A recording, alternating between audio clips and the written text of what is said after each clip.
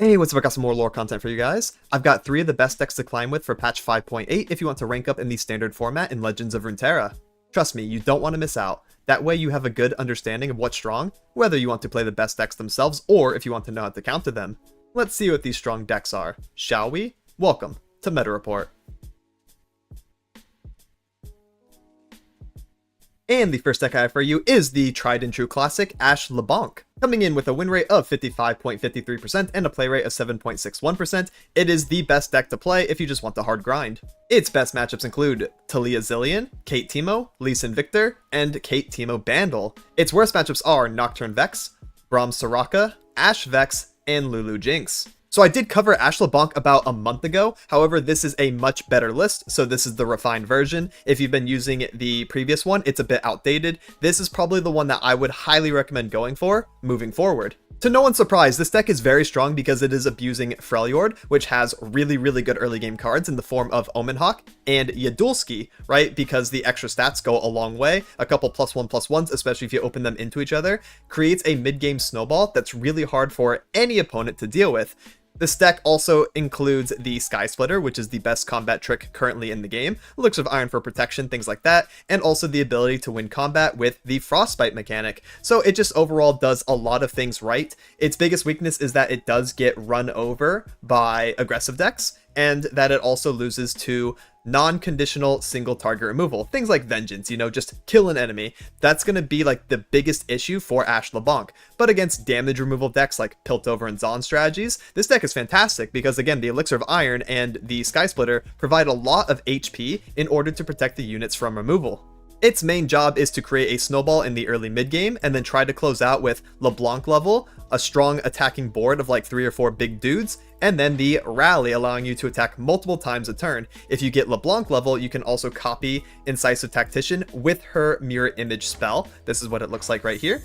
And then you can get another rally again. So there are some times where you're just attacking 3 times a turn with a winning board and also the combat tricks in hand and the mana in hand to support said attack and just beating over the opponent. This deck is Freljord Noxus, but oftentimes I compare it to a Demacia strategy. So if you like just building a board, protecting your dudes, playing in the mid game, and then basically being rewarded for protecting your units and keeping them ahead, you get to win the game and it feels nice. And that's it for the deck rundown. Now here's a live commentary game so you can see how the deck plays out. I'll be giving context to why I'm playing certain cards and hopefully it gives you a good feel on how to play the deck.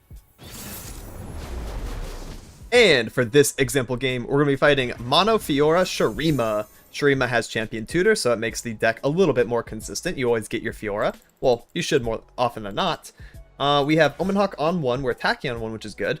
1, 2, 3. Honestly, we could probably just keep our early game, pitch the Hearthguard, maybe try to find Champion or some combat tricks. For the most part, you want to have like a mix of units and spells in this deck. Oh my goodness, but like honestly, just having some dudes and just playing them on curve for the first couple turns is fantastic. Especially since we open an Explorer, which we can use to destroy this weapon. So we're going to hide our Explorer until this weapon is developed on something. Okay, we open Triple Omen. I guess we just win. I guess we're just the best player on the server. I mean, I guess we're just the best. Sometimes when you play Ashe LeBlanc or just any of these Freljord strategies that have Omen and Yadulski, sometimes you just high roll and you can win the game outright from there. It's bound to happen, sometimes. So we're probably going to float this turn, right? Oh, or we can just play LeBlanc. Guys, I don't know what's happening. Surrender in 3, 2, 1, 0. The opponent has surrendered. Give me your LP. No, we're still playing? Alright. LeBlanc on the far right, always. We have a random 8/5 LeBlanc, which is the first time I've ever seen this. Just by the way. And they're at 9 HP on turn 3. Yep, that's pretty cool. That is pretty cool. Oh, another one. 2/8. Okay, I don't know what's going on. What is happening? What is happening? Oh my god, this game is so weird. Triple Omen into triple buff LeBlanc? Pioneer in hand for next turn to destroy weapon? Like, I don't even know, guys. I don't even know what this is. This is not real life. Fiora. That's fine. I could actually pass this. I threaten, like, burning 1 mana, which I'm okay with. But I also threaten, like, Flash Freeze, I threaten combat tricks, things to make LeBlanc live the Fiora, so they're kind of scared, which is good. Let Fiora have 1, that's fine. Play Glory Seeker here. Yep. And then I'm going to play... Well, I could draw, or I could play the Pioneer and also destroy the weapon. How relevant is that to me right now? Not that relevant. I actually think the Assessor would be better. The draw 2. A little draw 2 angle. I do get an extra Challenger, though, which could threaten lethal. So maybe that's better, isn't it? We'll grab the Destroy Units equipment. Yeah, I'm currently threatening exact lethal if I just grab. They could have, like, other units and stuff as well, of course, but I do want to pressure them into that, while also still showing that I have 4 mana available, so they have to still worry about Flash Freeze, they still have to worry about Brittle Steel on Jaro, they still have to worry about the Sky Splitter, Elixir of Iron, in case they want to use a strike spell. Lots of things they gotta worry about, and I am floating, like, purposely, so they may think that I have options. I do not, of course, I don't really have the options, but they don't know that. Sigil's an extra 2 damage to face as well, by the way. Could do a random, like, 3 mana Mystic Shot.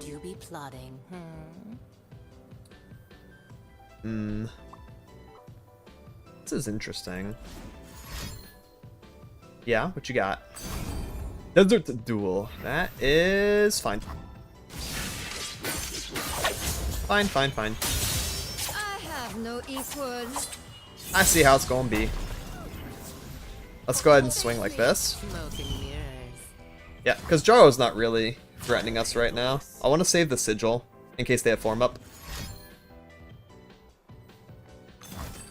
Or Gentleman's Duel. That is a bit of an issue, isn't it? Too bad she's not going to live. Good thing we saved. If we just went with the Explorer's Malfunction, we would have lost the game immediately.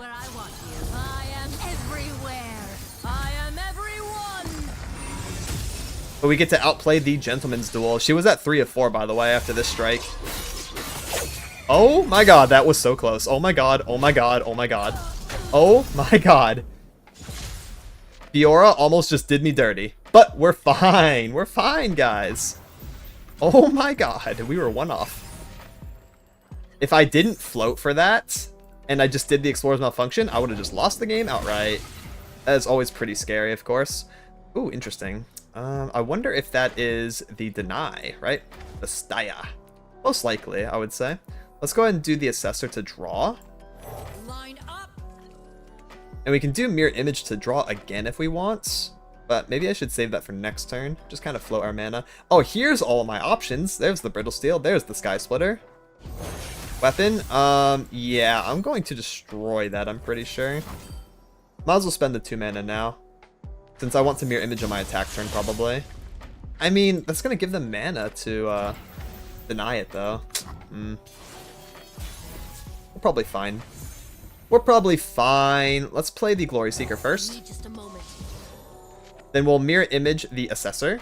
That will leave us with 5 mana. That gives me the ability to play Pioneer for an additional Challenger, and also either Explorer spell or one of these. And we'll threaten lethal that way. There it is. Got it. And the next deck I have for you is Taliyah Zilean. So if you like landmarks and you like combo decks, this deck is for you. Coming in with a win rate of 52.13% and a play rate of 7.20%, it's doing so good right now. Its best matchups include Lee Sin Victor, Ashe Vex, Aphelios Victor, and Braum Soraka, so it also has great matchups. Now its worst matchups are Ashe Leblanc, which we just covered, Nocturne Vex, and variations of Cait Teemo. So this deck is really cool. It really is a combo-centric landmark deck. You want to get the Zilean time bombs, you want to get Zilean level, that way you have like near infinite value. You want to get out the Rootbound Path and the Heart of the Tree, copy one or copy both of them with Taliyah at some point of the game, whichever one you get down, whichever one you want to play around. Get cost reductions, play a bunch of stuff. It kind of feels like you're playing a Seraphine style. It's very... You have a bunch of cards in your hand and you play a bunch of cards over and over and over and over. So if you like the Sunk Temple, you like the Bar, right? That Seraphine used to play, you like the Karma set. This is basically the same play style. So you are playing a resource-based deck, you are playing combo control, you are trying to get to the late game and then just pop off, make the opponent surrender. So yeah, if you like that, then this deck is going to do that for you. One of the main things that I want to quickly touch on is that this is a landmark focused deck, which means the enemies are going to use explorers to destroy your landmark. So make sure you are saving Nopify in hand and having that 2 extra mana to protect your landmarks when you want to combo off. That's very, very important for this deck. Otherwise, the deck is, I wouldn't say it's tricky, but it's not simple either. You do kind of have to get the hang of it. There are a lot of different combos and different routes to get to your combos, and sometimes the combos need to be adjusted depending on the game state, depending on how fast the opponent is playing, depending on which cards you've opened. So there is a little bit of nuance to it, but it is really fun as well. So definitely recommend trying it if any of that sounds fun for you. And that's it for the deck rundown. Now here's a live example game so you can see how it plays out. And for this example game, we're going to be fighting the Poro King. So you know how I said that this deck is like really, it's not hard, but it's also not easy? Well, it's coming from a person that's never played this deck before, and I have no idea what I'm doing, so please go easy on me. I have absolutely no clue what I should be looking for, what I should be doing. So, I think I'm going to keep Nopify. No, I'm not. I'm just pitching everything. I'm pitching everything. I think we want Rootbound Path and Taliyah. Oh yeah, and Eye of the Dragon for early game, of course. And Zilean on 2. Okay, perfect. I didn't know what I was looking for, but I think I got it. Good mulligan. Pitch everything, I guess. So, here's my perceived strategy. I'm going to play Zilean because Poro King by himself should not be able to out him very easily. So we'll start getting the time bomb pressure. We get to predict. Take a peek here. No time bomb, which is a bit unfortunate, so we are probably going to grab the Rite of Passage. But do I even want that? I think it's a skip angle. These all suck. I already have already have Reconstructor. I think skipping is actually just straight up better. Sure, I don't think they're going to block. This is 1 free damage to face. They would never lose a unit for that, so we'll take the freebie. This is not good for me, though. I'm pretty sure, like, a swarming playstyle is going to run us over. Oh, Rootbound Path. That is fantastic. I think I want to accept this pass, or play Pioneer for perfect mana. Let's do that. Portal Pioneer will attune us, and we'll also probably take the keyword one. That way we can turn off Elusive, or we can turn off the Overwhelm Regen Tough if that gets nice and big and scary. Sleep a unit. We can also do that, which is kind of cool. Sure. I think it's just going to be a Rootbound Path angle, right? Rootbound Path. And then going to use its Chapter 1 to draw one. Blooming Bud times 2. Alright, this hand's a bit awkward, I think. I don't really know, actually. And then we do Chapter 2 again, right? Yes. Get the extra draw. What's going on here? I will be trying to block, but, I mean, Poro snacks, right? Maybe blocking is bad? Yeah, blocking's bad. They didn't pre-commit the snack, so that's good. So we'll draw again. I'm at 8 of 10. Don't want to overdraw, of course. Gotta be a little mindful of that. And then we'll play Reconstructor on this. When I'm destroyed, revive me. Aurora Borealis. Yeah, so they do have some snackage. Another pouty. Okay, cool. Let's play the Eye of the Dragon. Spirit gives to those who listen. Manifest an landmark that has been destroyed and summon it. This is about to be really interesting, actually, isn't it? This is about to be really, really fascinating. I kind of want a Dragonling, by the way, so should I force? Should I force something? Maybe not. It'll be fine to have it on defense turn. I have 12 HP. I kind of want to get full value from the reduction. I think. Again, I don't really know. You know what I could also do is Reconstructor this again. Do I get 2 of them? I don't have board space for that. I mean, maybe that was, like, a viable option, though. I'm not even sure how that works, to be honest. Alright, reduce the cost by 1. We got another one. And another one. So let's do that. And then we can also do a time bomb. Yes, I think. I don't see why not. A time bomb. Or a snack, okay. Yeah, snacking is fine. Swing. Swing. Manifest an landmark that has been destroyed this game in some minute. I kind of want some board space now, low key. And then I want to do Reconstructor on the Time Bomb. So I think I send these two. Yes. Yeah, Snack is fine. We can also use an aggressive Shapestone. Oh, I guess I don't really have to. I figured they would do 5/5 the 4/2 and like value block, but I suppose that is not what is happening here. Okay, there's a lot of stuff we can do. We could like recall Zilean like twice. We could get a bunch of time bombs. I'm not really sure what I want. All I know is I can't kill that tough unit. So I think I'm going to do this. I've seen you destroy 2 time bombs. I think I'm going to do this and replay him for fun and get more time bombs. And then just try to play around like a pseudo infinite or something. I don't know. I'm about to find out real quick.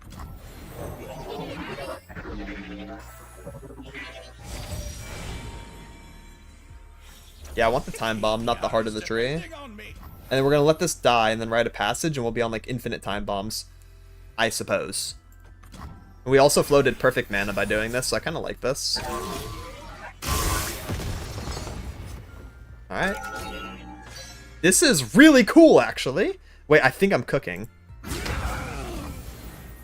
I have max board hand space. That is scary. Let's go ahead and do this. That way we get full HP. Or full heal value, I should say. That, and ship it out. I'm satisfied with this. They're probably going to do something, and then I will respond. Or we'll see. I'm satisfied with this as is. Snack, okay. I'm no longer satisfied. Now I do want to do something. What is it that I want to do, though? That's the question. We could sleep the eye, and we also could shape the stone. And then we get to keep the eye. Is that even relevant to me? I think it might be. I don't think it is. Is that worth my mana? Nah. Nah. Let's go ahead and get next action Zilean level. I think that's the most important here.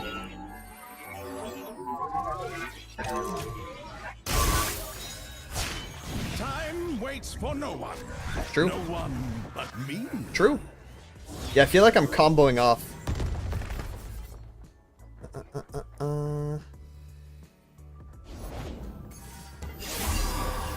Oh, scary. Alright. Let's get another time bomb, though. I guess I'm just doing this for now. So it would seem. Let's draw again. Nope, 5. Cool. I could go that whole route again, but I don't know. Time bomb's kind of cool. I don't really think I need to use that, though. Let's do this again. I have, like, infinite root-bound path, apparently. Which is kind of nifty. I didn't, you know, stop and think about all that. I think I used my mana pretty well this turn. Cool. This is fun. I'm having a good time, I think.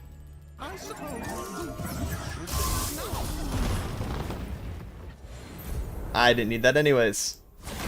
Lame card, didn't need it. Reduce the cost by 1. Okay. Cool. Let's coin. Let's do draw.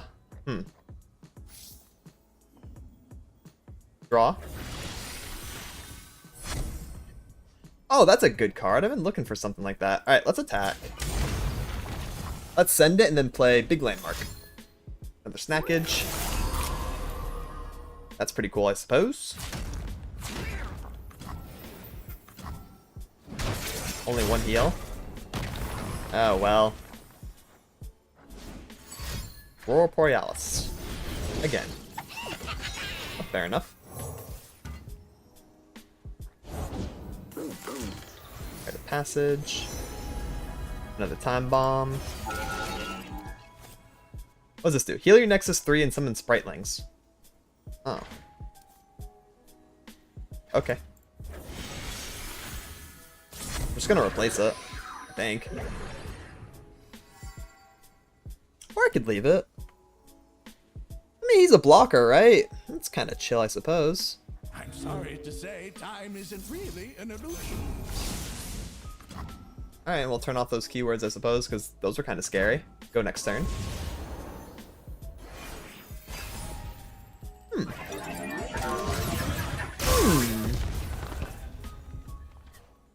Oh, I lost a time bomb.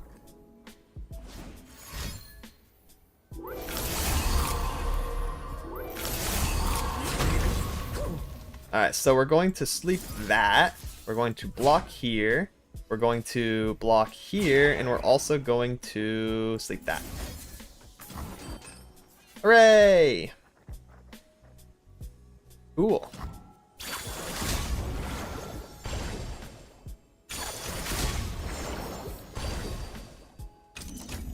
I'm kind of really annoying, aren't I? Draw one. Taliyah. Copy that. And we can do both chapter 2s, I believe. Let's see how this works. Point the way, and I'll make the way. That is how this works. Grant allies everywhere spirit times 2.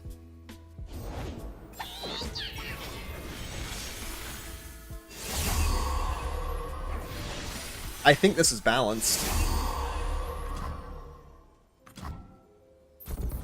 I have so many cards in hand. I have like too many cards on the board too. Manifest a card that costs 8 or more, reduce its cost by half.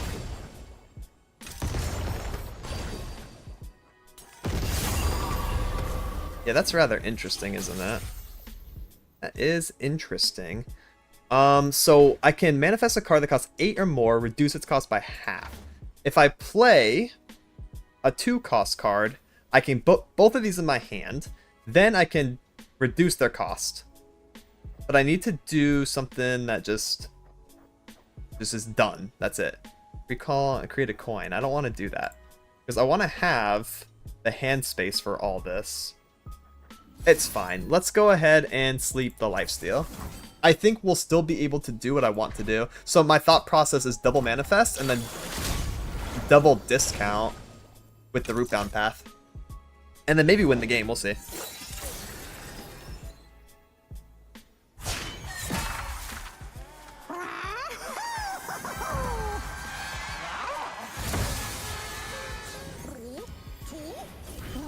I get to pick too, which is nice. Grant an ally costs 1 less for each time an ally attacked, or give all units -3 and deal 3 to all. I guess the unit's probably better, especially since he's so cheap. All right, pick another thing that's strong. Can I get something good? Recall the strongest enemy, Odir or Grandfather Ramul. I like Ramul. He's overwhelm. I can use him in conjunction with Unworthy Soul and pop off, right? So let's give you HP and you HP. Whoa, whoa, whoa, wait. Reduce cost everything. There we go. Now we do that. Now we do that. Now we're gaming. I almost got dizzy there for a second.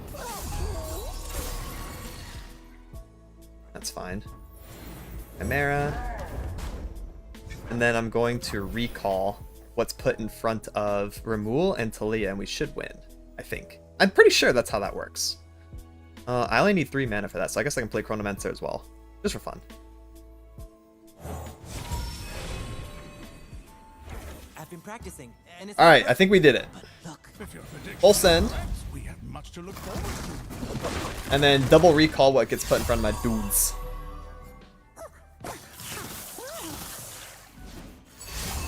Sure, pepper it up. Pepper it up as much as you want, because I'm about to cheese you, I'm pretty sure. We're about to cheese, lads.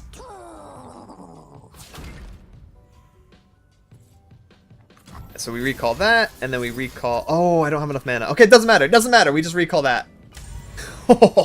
Good thing we played the extra Chronomancer. I forgot. You need more mana to recall the enemy. Hey, we got it, though.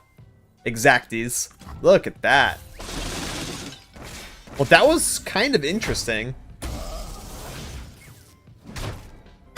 Hey, not bad for my first time, I think.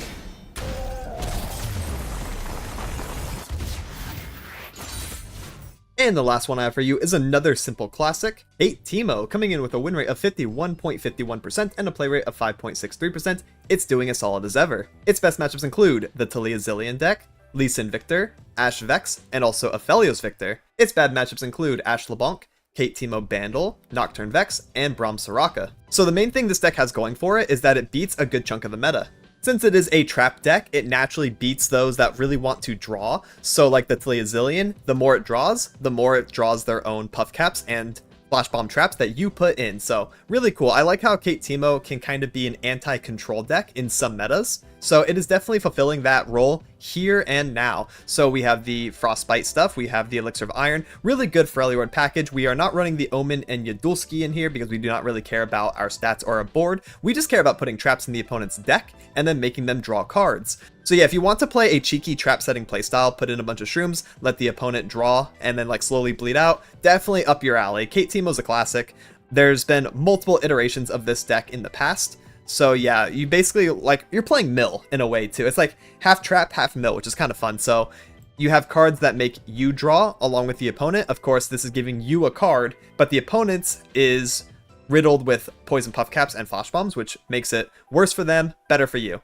The Hexcore Foundry's doing the same thing, making you both draw. Insider Knowledge, also same thing, which can also be a finisher card, funnily enough. If you just stack 2 Insider Knowledges on like a Caitlyn level 2 attack, or if they just have a bunch of puff caps in the deck, you could just win straight up off of that, and I think that's really fun. So you have that, and then we have ways to make the opponent draw a card but also discard their card. And we have Corina as our big finisher, being able to pop all the puff caps and flash bombs in the top 5 of the opponent's deck, oftentimes just one-shotting for like 20 shroom damage or more. So really, really cool, really fun stuff. And that's it for the deck rundown. Now here's a live commentary game. And for the final example game, we're going to be fighting Ashe, Braum, Shadow Isle. So this is another variation of an Ashe deck. Fishmonger, Hexcore Foundry, Caitlyn, and Knowledge. I think I'm going to get rid of Knowledge, and we're going to play around the flash bombs and also making the opponent draw. We want to get like more heavy on the puff caps now too, though. Nice. Okay, well, you know what? My prayer has been answered. As I said it, I manifested Teemo straight into my hand on turn 1. He is probably going to die to Quiet This or something, though. But just in case they don't have Quiet This, we're going to play him on 1. That way we can dodge Soul Harvest at the very least with our open attack.